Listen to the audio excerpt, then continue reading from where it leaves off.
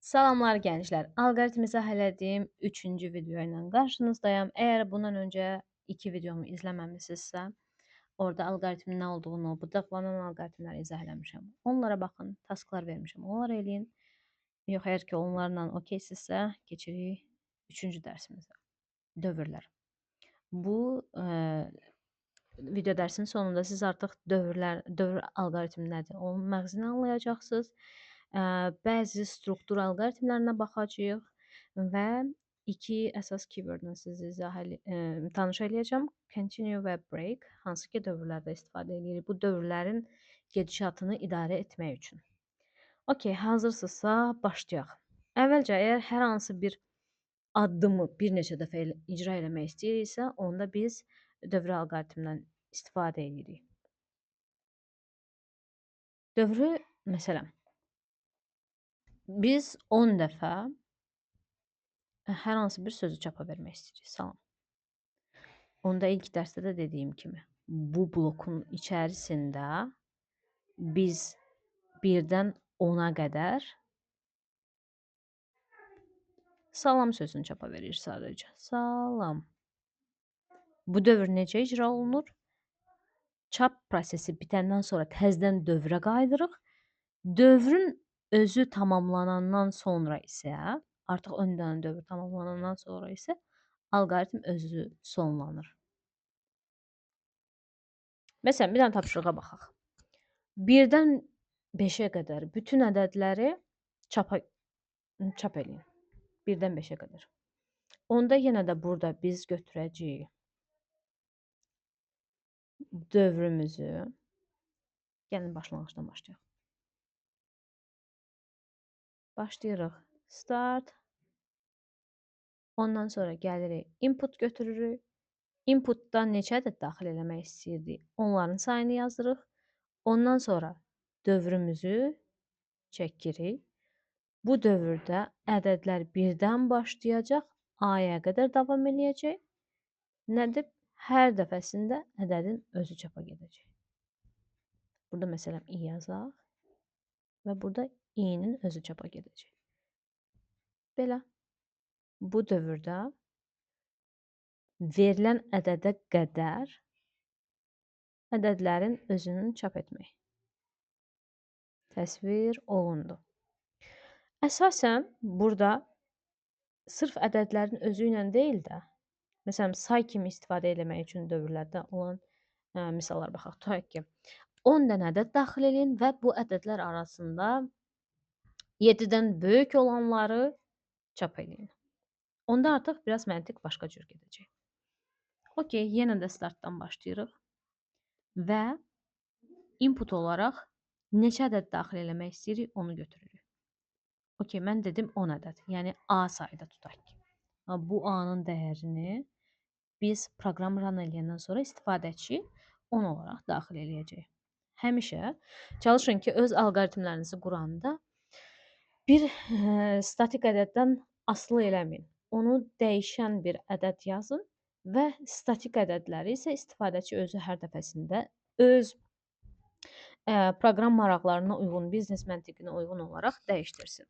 Okey, ədədi istifadəçidən aldıq və ondan sonra deməliyik ki, bizə həmin ədəd qədər dövr qurmalısan. Həmin ədəd qədər dövr qurmaq da nə deməkdir? Baxın, bu dövrümüzdür. Dövrün sayğacı başlayacaq 1-dən həmin ədədə qədər. Neynəyəcəyik? Biz istifadəçidən bir dəyər alacağıq. B dəyəri. Və sonra həmin dəyəri yoxlayacağıq. Bayaq tapşırıqda nə demişdim? Əgər B 7-dən böyük olarsa, onda həmin ədəd çap olunsun. Yəni, bu B ədədi çap olunsun. Əks halında isə, yəni yox qolunda isə, yenidən proses gedəcəkdir dövrə. Burada dövrə gedəndən sonra, başqa bir rəng götürək, dövrə gedəndən sonra artıq ikinci dəfə yeni bir ədəd daxil olunacaqdır. Və ikinci dəfə həmin ədədin bu şərti yoxlayıb ödəyib ödəmədiyi yoxlanacaqdır və sonra dövrümüz davam eləyəcəkdi. İndi bu yox qolu ilə bağlı idi. Bir də bunun hə qolunda B ədədi çapa gedəndən sonra yenə də bu dövrə qoşulur. Yəni ya B ədədi həmin ədəd çap olur, ya da olmur, amma yenə də qayıdır növbəti ədədi input olaraq qəbul edilir. Yenə də yoxlanır.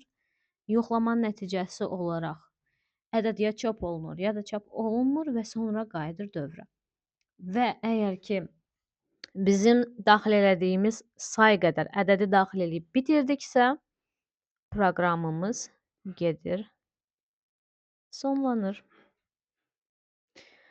Bu artıq dövrə alqoritmi özündə ifadə edən nümunə, basic bir nümunədir. Məsələn, deyə də bilərik ki, biz həmin 10 dənə ədədin cəmini tapın. İndi 10 ədədin cəmini tapmaq da o deməkdir ki, yenə də biz input alırıq. İndi mən dedim 10 ədəd, amma ola bilər ki, gələn dəfəsində 50 ədəd istəmiş ola bilər. Input alandan sonra dövr qururuq. Bu dövrün daxilində başlayır birdən həmin ədədə qədər ədədi daxil edirik. Sadəcə bir addım var ki, bu daxil olunan ədədləri biz toplamalıyıq, düzdür? Toplamaq üçün də əvvəlcə ayrı bir dəyişən götürməliyik, hansı ki, bu toplanan ədədləri öz içərisində saxlayacaq. Bir C dəyişəni götürürəm, onun dəyərini sıfıra mənimsədirəm. Həmin o A inputunu alandan sonra. Deməli, əvvəlcə ədədlərin sayını input olaraq alıram. Ondan sonra bir dənə dəyişən götürürəm. Bu alqoritm cəmin tapılması alqoritmidir. Bir dəyişən götürürəm. Ona sıfırı mənimsədirəm və ondan sonra dövrü qururuq. Başlayır birdən həmin o daxil elədiyimiz ədədə qədər hər dəfə ədədi alır. Ədədi biz nə demişdik? Cəmini tapsın. Ədədin özünü götürür, bu C-nin üstünə gəlir. C bərabərdir öncəki C-nin dəyəri üstəgəl B. Və dəyəri aldıqdan sonra qayıdır dövrə. İkinci dəfə yenə də ədəd alır, onun üstünə gəlir. Üçüncü dəfə, dördüncü dəfə və ən sonuncu dəfədə isə artıq dövr bitəndən sonra C-nin özünü çapa verir və alqoritm sonlanır. Burada proses necə gedir? Məsələn, birinci dövrdə sən daxil elədin 6 və avtomatik dövrün içərisində bizim C-nin dəyəri oldu 6. Ondan sonra ikinci dövrdə daxil elədin 7. C-nin dəyəri oldu 13. Çünki C nəyə bərabərdir? Öncəki C üstəgəl B. Öncəki C-nin dəyəri 6-dır. Onun da üstünə B-nin yeni dəyərini gəlib 13 almışıq. Üçüncü dəyərdə məsələn 0 daxil eləmişsiniz. C-nin ondan öncəki dəyəri 13-dür. 13 ilə 0 toplayıb cəm yenə də 13 olmuş olacaq. Dördüncü dövrün sonunda məsələn 1 olsun. 1 ilə bu 13-ü toplayıb C-nin dəyəri 14 olaraq qalacaq. Tutaq ki, deyək, bu bir neçə dəfə davam elədi və bitdi. Artıq bitəndəki dəyəri nədirsə, dövr bitəndəki dəyəri nədirsə, buradakı bu çap mərhələsində həmin dəyəri görmüş olacaqsınız. Və eyni şeyi bir də hasilin tapılması üçün təşkil eləyə bilərsiniz. Amma artıq orada hasil üçün ilk dəyər bizim üçün 1 olacaq. Çünki 0-ı nəyə vursaq yenə də 0 olacaq. Amma 1 heç bir hasilin dəyərini artırıb ya da azaltmadığı üçün ilkin dəyər olaraq bizim üçün 1 götürülür və bu blokun yerində isə S bərabər olacaq S vurulsun B. Və qalan bütün struktur eynidir və işləmə məntiqi də eynidir. Məsələn, bu S blokunu siz burada yox, məsələn, burada da çapa verə bilərsiniz. Amma bax, burada çapa verəndə biz hər dəfəsində cəm tapılanda həmin çap olunacaq, sonra səndən yeni ədəd istəyəcək. Məsələn, burada yazdığım ardıcıllıqla bu şey baş verəcək. Amma ən optimal variantı odur ki, biz bütün ədədlərimizi daxil edək və prosesin sonunda cəm neçədirsə, proqram onu bizə qaytarsın. Bu belə. İndi məsələn, sayın tapılması alqoritminə baxaq. Tutaq ki, deyək biz bir neçə dənə ədəd daxil eləmişik, A sayda ədəd və bu A sayda ədədlərin içərisindən neçəsi cüt ədəddir. Bizə bunu tapmaq tələb olunur. Onda biz bir dənə say dəyişəni götürürük, hansı ki dəyəri 0-dır və sonra dövrümüzü qururuq. Həmin ədədlərin sayı qədər bizə input almağa kömək eləsin. Başlayacaq 1-dən ədədlərin sayına qədər input alacağıq. Deyəcəyik ki, B ədədini daxil eləyin. Həmin bu B ədədi əgər ki 2-yə bölünəndə qalıqda 0 qalırsa, onda S-in dəyərini bir vahid artır. Bu nə deməkdir? Hər dəfəsində cüt ədədə rast gələndə S-in dəyərini bir vahid artıracaq və nəticə etibarilə dövrün sonunda alınan S bizdə daxil elədiyimiz bütün ədədlər arasından neçəsi cütdür onu göstərəcək. Və bu şablon, məsələn, əvvəlcə bir ədədi təyin edib və onu dəyərini sıfıra mənimsətmək və eləcə də şərtimiz ödənəndən sonra burada bir xəta elədim. Burada şərt blok olmalı idi. Sorry gənclər. Bir dənə bunu düzəldim. Ədədi daxil eləyəndən sonra yoxlayırıq. Ədəd bizim şərtimizi ödəyirmi? Yəni B-ni 2-yə böləndə qalıqda 0 qalırmı? Əgər qalıqda 0 qalırsa, yəni tutaq ki, yazaq H qolunda 0 qalırsa, onda biz S-in dəyərini bir vahid artıraq. Bu S bizdə cüt ədədlərin sayını təmsil edir. İlk olaraq 0-dan başlayır. Hər dəfəsində cüt ədədə rast gələndə dəyəri bir vahid artır. Niyə S üstə gəl 1 yazırıq? Yəni öncəsində də əgər ki biz cüt ədədə rast gəlmişiksə, öncəki rəqəmi unutmasın da, onun üstünə bir də gəlsin. Və bunu dövrə davam elətdiririk. Əgər ki yoxdursa da, onda yəni ki bu cüt ədəd deyilsə də, tək ədəddirsə də, yenə dövrə qayıdıb növbəti dəfə inputu istəyəcəyik ondan.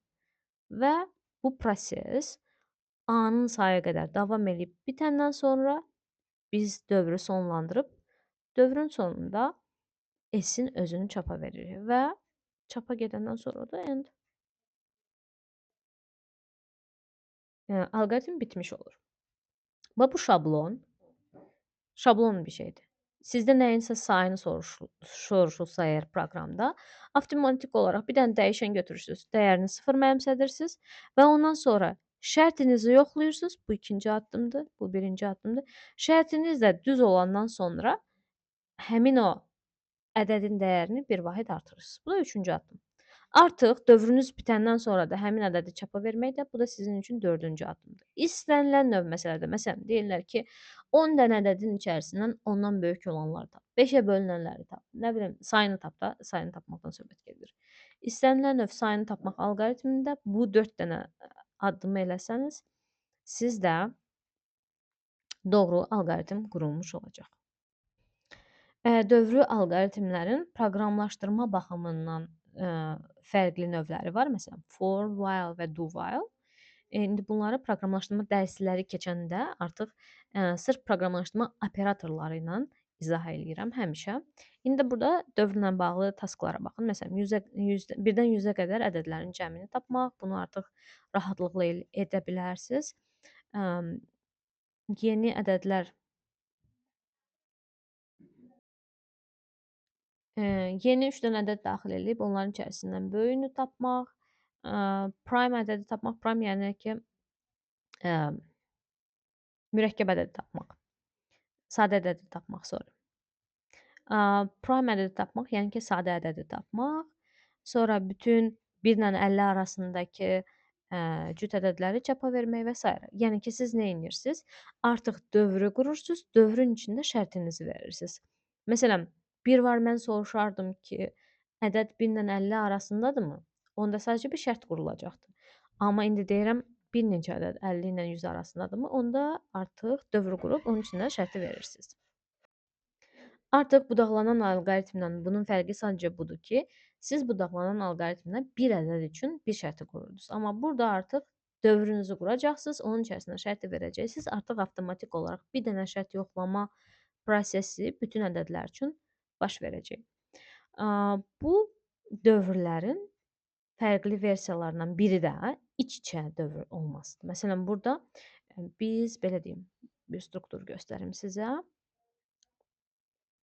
Matrislərlə işləyəndə, massivlərlə, ədədlər massivi ilə, hansı ki, ədədlər massivi sətir və sütunlar üzrə düzləndirilib. Bu cür massivlərlə işləyəndə isə artıq biz iç-içə loopdan istifadə edəcəyik. Məsələn, sadə ədədin tapılması prosesi də iç-içə loopdan, iç-içə dövrdən istifadə edərək olacaq. Məsələn, sizə bir ədəd verəcəklər, məsələn 12. Siz bu ədədin sadə olub-olmadığını yoxlamaq üçün başlayacaqsınız bu ədəd 2-dən sonra gələn hər hansı bir ədədə bölünürmü? Yəni ki, məsələn, mən 12-nin əgər ki, mürəkkəb olduğunu tapmaq istəyirəmsə, onu 3 və 3-dən sonra, tutaq ki, deyək 12-yə qədər olan ədədlərin hamısını bir-bir bölməyə çalışacağam 12-yə qədər. Bu da 12-nin özü daxil deyil. Və bu nədir? Bu özü gördüyünüz kimi bir ardıcıllıqdır. Ardıcıl olaraq 3-ə böləcəm, 4-ə böləcəm və s. ki, mən 12-nin ilk bölənə rast gələn kimi deyim ki, hə, bunun artıq böləni var, bu sadə ədəd deyil, bu mürəkkəb ədəddir. Və burada əgər ki, sadəcə 12 yox, məsələn, mən desəm ki, 12 ilə 24 arasındakı bütün ədədləri yoxlayaq, görək hansıları mürəkkəbdir. Okey, görürsünüzmü? Artıq burada da bir dövr qurulmuş oldu, burada da bir dövr qurulmuş oldu. 2 dənə fərqli dövr, amma bir-birinin iç-içə. Hər bir ədəd üçün bu dövr icra olunacaq ədədin özünə qədər. Bu belə, sadəcə bunları alqoritmik olaraq izah eləməyə çalışıram. Proqrama necə yanaşacaqsınız? Artıq proqramlaşdırma dilinə keçəndə isə siz bəzi kodları yazıb yoxlaya-yoxlaya anlayacaqsınız ki, proqramın işləyiş məntiqi necədir. Amma sadəcə bir blok çəkmək istəyirəm sizə iç-içə dövrü göstərmək üçün. Məsələn, bizim birinci dövrümüz 0-dan 4-ə qədərdir, ikinci dövrümüz isə 0-dan 3-ə qədərdir. Onda burada, məsələn, mən desəm ki, i-nin r-yə hasilini cavab ver, onda proses necə gedəcək? Bu i-nin bir dəyəri üçün j bütün dövrünü tamamlayacaq və keçəcək i-nin ikinci dəyərini götürəcək. Məsələn, burada i 1-dir, amma j 0, yəni 0-dan artıq başlasaq 0, 1, 2, 3 və 1 üçün də yenə də 0, 1, 2 artıq j öz dövrünü i hələ ki 2 addım atıb, amma j öz dövrünü 2 dəfə tamamlayıb. İç-içə dövrlərin işləmə mexanizmi belədir. Və məsələn, bu ədədlər eyni cür axıra qədər davam edir. Yəqin ki, öz fikrimi aydın çatdıra bildim sizə. Əgər ki, müəyyən şərtlər verilsə, tutaq ki, məsələn, siz deyirsiniz ki, i-nin 3-ə bərabər olan dəyərində dövr dayansın. Dövr dayansın demək, onda biz breakdən istifadə edəcəyik. Bu operator, demək olar ki, bütün proqramlaşdırma dillərində dövrü dayandırmaq üçün istifadə olunur. Və alqoritmdə də məsələn, şərt verəcəksiniz. Əgər ki, burada şərt verirsiniz. Bu bloku burada çəkəcəm sizin üçün. Əgər i bərabərdirsə 3, artıq bunun hə qolunda break. Break yəni dövrə qayıtmaq. Dövrə qayıdırsınız, və dövr sonlamış olur. Dövr bax buradan sonlanır. Bax buradan. Amma bir də var continue. Əgər ki, bu şərt ödənirsə və siz continue yazmısınızsa, o həmin blokun, həmin dövrün sadəcə i üçün olan addımını eləmir. 3 üçün daha doğrusu olan addımını eləmir. 3-ü skip eləyir və keçir 4-ü. 4 üçün eyni əməliyyatı icra eləyir. Belə.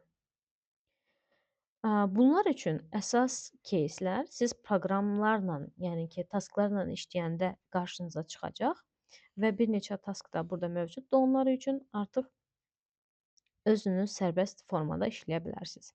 Əgər ki, taskları işləyəndə çətinlik çəkirsinizsə, mütləq şəkildə ChatGPT ya da ki, sadəcə elə Google-da search eləyin, görün ki, bundan öncə kimlər bunları necə işləyiblər. Yəni hazır patternləri öyrənmək sizə